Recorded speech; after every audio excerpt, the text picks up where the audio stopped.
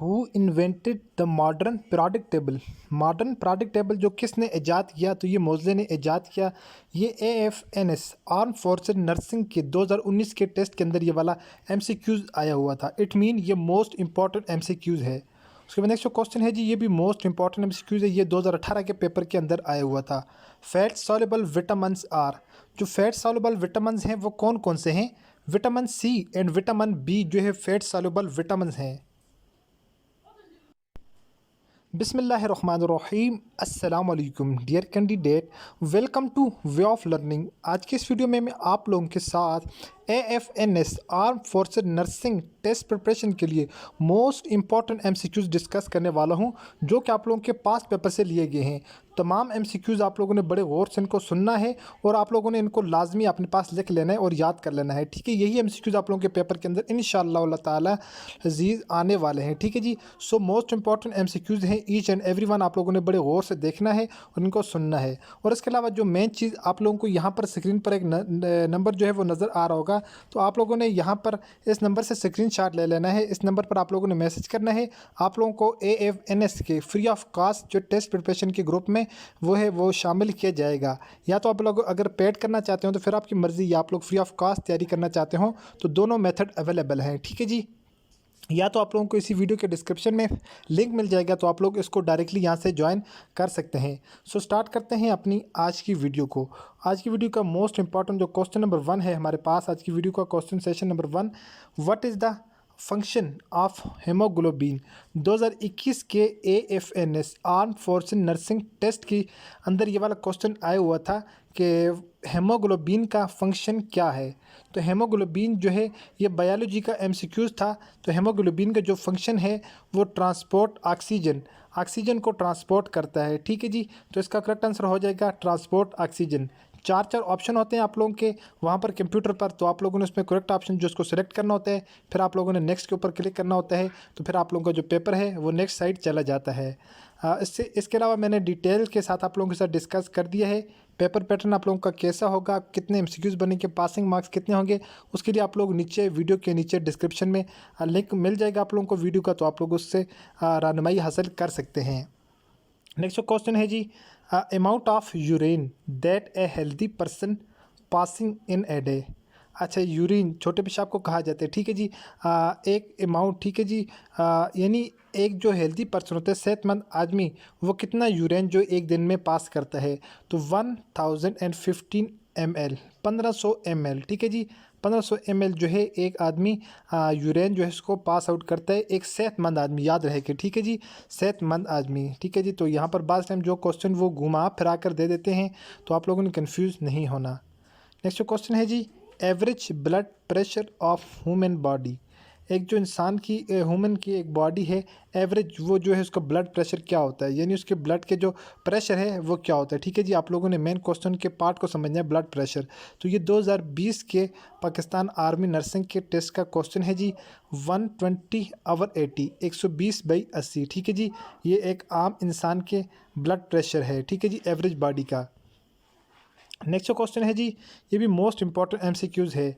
In pascal in SI is equal to, pascal के अंदर जो एक SI है, एक पास्कल जो है वो किसके बराबर है, एक पास्कल 2 के बराबर है। ठीक है जी, एक पास्कल, ठीक है, पूछो, ये फिज़िक्स का क्वेश्चन आया हुआ था। SI कहा जाता है सिस्टम इंटरनेशनल, जो कि जो है एक अदारा है, नॉन गवर्नमेंटल अदारा है, जिसने ये हर चीज़ को मेजरमेंट के लिए उन लोगों ने एक स्पेसिफिक इकाइयाँ बनाई हैं। ठीक है जी, जिस तरह कपड़े को हम मीटरों के अंदर मेजर करते हैं, तो इससे रिलेटेड अक्सर क्वेश्चन आ जाते हैं। आप लोगों ने स्टैंडर्ड जो ऐसे यूनिट्स हैं तमाम आप लोगों ने उसको रीड आउट कर लेना है, उनको याद कर लेना है। नेक्स्ट क्वेश्चन है जी, 1 रेवोल्यूशन इज़ इक्वल टू, एक जो रेवोल्यूशन होता है, एक जो चक्कर होता है, वो किसके इज इक्वल टू होता है, वो 360 के बराबर होता है। ये 2022 का आर्म फोर्सेज नर्सिंग का टेस्ट का क्वेश्चन है। ठीक है जी, आर्मी का, आर्म फोर्स नर्सिंग का। ठीक है जी, पाकिस्तान आर्मी के नर्सिंग टेस्ट का क्वेश्चन है। नेक्स्ट क्वेश्चन है जी हमारे पास, vector whose magnitude is 1 is called. एक ऐसा वेक्टर जिसका जो मैग्नीट्यूड क्या हो, 1 हो, उसको क्या कहा जाता है, उसको यूनिट वेक्टर कहा जाता है। एक को वैसे भी यूनिट कहा जाता है, तो जिसका मैग्नीट्यूड 1 हो तो उसको यूनिट वेक्टर कहा जाता है। तो मोस्ट इंपॉर्टेंट MCQs है ये भी। उसके बाद नेक्स्ट जो क्वेश्चन है जी, डायमेंशन फार्मूला ऑफ एक्सलरेशंस, यहाँ पर शॉर्ट फॉर्म में लिखा हुआ है एक्सलरेशन का डायमेंशन फार्मूला क्या है एक्सेलरेशन का। ठीक है जी, आप लोगों ने यहाँ पर देखना है एक्सेलरेशन का जो डायमेंशन फार्मूला है ये L2 अप टू 2, ठीक है, L2-2 LTN2 ये मोस्ट इंपॉर्टेंट क्वेश्चन है। ठीक है, ये अक्सर पेपर के अंदर आ जाता है। उसके अलावा ये एक स्टूडेंट्स ने जो क्वेश्चन मुझे सेंड किया था ये भी मैं आप लोगों के साथ डिस्कस कर देता हूँ, क्योंकि ये आप लोगों के वर्बल क्वेश्चनों के अंदर अक्सर आ जाता है। Amar take 120 minute to cover a distance at a speed of 6 kilometre if he cover the distance with 10 kilometre per hour, what will be the time to cover the distance. अच्छा जी, ये क्वेश्चन यहाँ पर मैंने सॉल्व किया है। 6 kilometre जो है वो 120 मिनट के अंदर जो है वो क्या कहता है ट्रैवल करता है। तो यहाँ पर जो 10 किलोमीटर पूछ रहा है कि पर हार में वो कितना टाइम जो है वो लेगा। ठीक है जी, तो ये इसको कहा जाता है जी हाउ मच फैक्टर। कौन सा फैक्टर? हाउ मच फैक्टर से आप लोगों ने ये क्वेश्चन सॉल्व करने होते हैं। तो पहले तो आप लोग 2-4 मरतबा इसकी प्रैक्टिस करेंगे, उसके बाद आप लोग हाउ मच फैक्टर को ज़ुबानी भी कर सकते हैं। ठीक है जी, इसके लिए क्या तरीकाकार होता है? इसके लिए तरीकाकार ये होता है कि फर्स्ट नंबर पर जो आप लोग का इसको ऑप्शन ए कहते हैं, इसको ऑप्शन बी कहा जाता है, इसको ऑप्शन सी फॉर एग्जांपल मैंने सपोज किया है। ठीक है, एक एग्जांपल ली है। तो एक्स आप लोगों के किस इक्वल टू हो जाएगा? सबसे पहले ये वाली वैल्यू लिखनी है डिवाइडेड बाई ये वाली वैल्यू डिवाइडेड मल्टीप्लाई बाई तीसरी वैल्यू। सबसे पहले हमने यहाँ पर एक्स लिया, एक्स क्या गया हमने 120 ए वाली वैल्यू थी, इसकी जगह ए की वैल्यू पुट की, जो बी की वाली वैल्यू है वो यहाँ पर पुट की, और जो सी वाली वैल्यू हमने यहाँ पर रख दी। सबसे पहले आप लोगों ने ये किलोमीटर इस किलोमीटर के साथ कट किया, यहाँ पर ये 6 है, 3 2 जार 6, 5 2 जार 10। उसके बाद यहाँ पर ये किलोमीटर भी ख़त्म हो गया और 6 भी ख़त्म हो गया, अब 3 रह गया नीचे। अब 3 को हमने 120 के साथ काटना है, हमारे पास यहाँ पर रह गया 14। तो यहाँ पर हमारे पास 5 बच गया है, 14 को 5 के साथ मल्टीप्लाई किया तो 5 हो जाएगा। 5 को 0 के साथ मल्टीप्लाई करेंगे 0, फिर 5 को 4 के साथ मल्टीप्लाई करेंगे तो हमारे पास आंसर 20 आ जाएगा। तो 200 मिनट जो है वो उसको रिक्वायर होंगे 1 घंटे के अंदर। उसके बाद नेक्स्ट जो क्वेश्चन है जी 21 80 40 20 10 5। अच्छा, यहाँ पर एक क्वेश्चन नंबर मेंशन था, सॉरी फॉर दैट। 80 का आधा इन लोगों ने 40 किया, 40 का आधा 20, 20 का आधा 10, 10 का आधा 5, 5 का आधा इन लोगों ने क्या है 2.5 हो जाएगी। हम सॉरी फॉर दैट, ये रॉन्ग हो गया मुझसे। ठीक है 2.5, ठीक है, जिसका करेक्ट आंसर हमारे पास ये वाला हो जाएगा। ठीक है जी, तो इसको जो सीरीज़ को आधा कर लेना, तो ये अच्छा जी। उसके बाद नेक्स्ट हमारे पास क्वेश्चन है जी common name of carboxylic acid. तो कार्बोक्सिलिक एसिड को जो है उसका कॉमन नाम क्या है? तो कार्बोक्सिलिक एसिड का कॉमन नाम एस्टिक एसिड है। ठीक है जी, यहाँ पर सॉरी फॉर देट गलती हो चुकी है, यहाँ पर एस्टिक एसिड है। ठीक है जी, एस्टिक एसिड कहा जाता है एस्टिक एसिड। तो एस्टिक एसिड कौन सा होता है? COOH। ठीक है जी, इसका ये कार्बोक्सिलिक एसिड कहा जाता है इसको। कार्बोक्सिलिक एसिड ये होता है, और जब इसका जो कॉमन नाम हम यूज़ करते हैं वो हमारे पास एस्टिक एसिड आ जाता है। उसके बाद नेक्स्ट जो क्वेश्चन है जी natural element are in periodic table.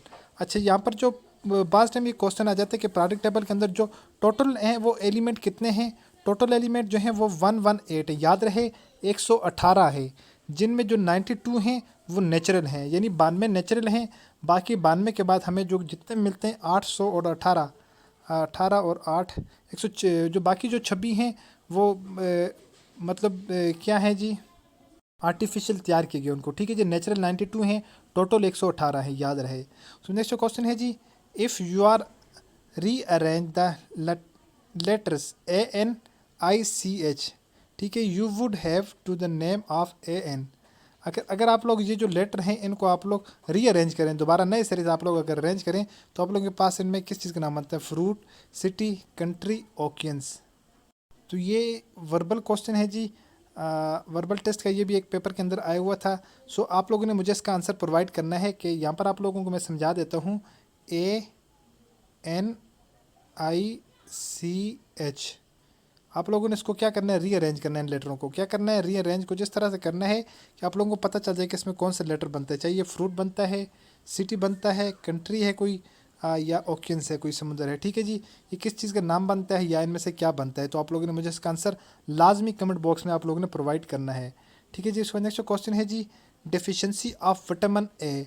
Vitamin A की जो कमी है इससे क्या होता है?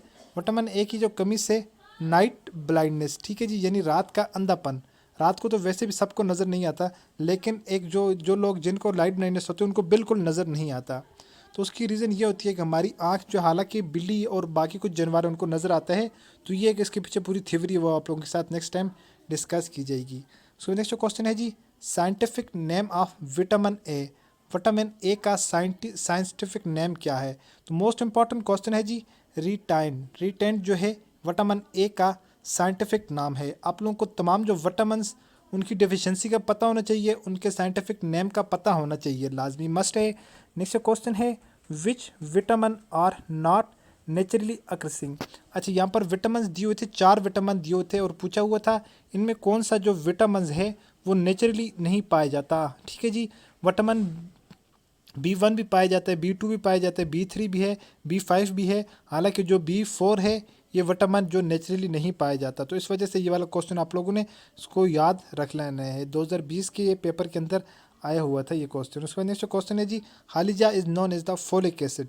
अच्छा, विटामिन B9 को अब क्या जाना जाता है? इसको फोलिक एसिड के नाम से जाना जाता है, विटामिन B9 को। फिर मैं आप लोगों के साथ फर्दर इसके रिलेटेड हर चीज़ रिलेटेड डिस्कस करता जाऊँ तो आई थिंक काफ़ी जो है वो टाइम वेस्ट हो जाता है। इस वजह से मैं डायरेक्टली आप लोगों को जो मेन चीज़ है क्वेश्चन इंपॉर्टेंट वही बता रहा हूँ। Thiamine is the name of vitamin. तो थायमीन जो है विटामिन B1 का नाम है। ठीक है, ये स्पेसिफिक टॉपिक पढ़ाए जाते हैं आप लोगों को, तो इस वजह से इनको इलादा से आप लोगों ने प्रिपरेशन करके जानी है इनकी। तो विटामिन B1 को किसके नाम से? थायमीन के नाम से जाना जाता है। उसके बाद नेक्स्ट क्वेश्चन है जी, फैट सॉल्युबल विटामिन आर। तो कौन से जो फैट सॉल्युबल हैं? Vitamin C and B and C जो हैं ये फैट सॉल्युबल हैं। तो ये मोस्ट इंपॉर्टेंट MCQs है। ठीक है, आप लोगों ने उसको लाजमी याद कर लेना है। उसके बाद नेक्स्ट क्वेश्चन है जी, who invented the modern periodic table. Modern periodic table जो है किसने ईजाद किया? तो ये मोज़ले ने ईजाद किया। ठीक है जी, क्वेश्चन 2019 के पेपर के अंदर का क्वेश्चन है ये। नेक्स्ट क्वेश्चन है जी, how many number are there in amino acid. Amino acid की जो टोटल वो कितनी तादाद है? अमाइनो एसिड जो टोटल हैं वो 22 हैं, याद रहे। इनमें से 20 जो हैं वो स्टैंडर्ड हैं। ठीक है जी, स्टैंडर्ड हैं वो 20 हैं। इन 20 के अंदर से अक्सर क्वेश्चन आ जाता है कि इनमें से एसेंशियल कितने हैं। एसेंशियल वो होते हैं जो बॉडी को हम लोगों ने डाइट के अंदर, फूड के अंदर आप लोगों ने टेक करने होते हैं, वो 9 हैं। उसके अलावा जो पेवर नॉन एसेंशियल हैं वो 4 हैं। बाकी जो हमारे पास कितने बच जाते हैं? 7। ठीक है जी, 7 जो है वो कंडीशनल हैं। ठीक हो गया जी, तो इनकी आप लोगों ने ना याद रख लेना क्योंकि ये पेपर के अंदर ये क्वेश्चन आ जाता है। तो आज की वीडियो में इतना ही था। इंशाल्लाह मिलते हैं नेक्स्ट वीडियो में। अपनी दुआ में याद रखिएगा और देखते रहिएगा चैनल वे ऑफ लर्निंग। अल्लाह हाफिज़।